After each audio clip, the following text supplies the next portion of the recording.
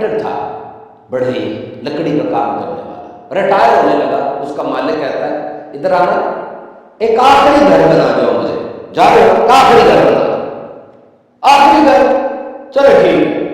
اب اس نے بڑی میڈیوکر سی ایفرٹ کی، مزہ نہیں اس کو آ رہا تھا، رندا بھی صحیح نہیں چلایا، گلائیاں بھی ٹھیک نہیں رکھی، کوئی اتنا زیادہ ماسٹر پیس کام نہیں کیا، آخری گھر ہے بنا دیا، سر جی گھر بن گیا ہے۔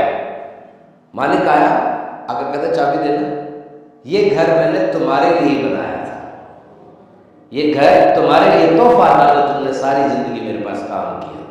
اس نے سر پکڑ لیا، کہتا اگر مجھے پتہ ہوتا کہ یہ گھر میں اپنے لیے بنا رہا ہوں تو میں تو بہترین بناتا، چاہے ساری زندگی کا بہترین گھر بناتا، لیکن اب وقت گزر چکا تھا۔ کیا ہماری زندگی میں بھی ایسا نہیں ہوتا؟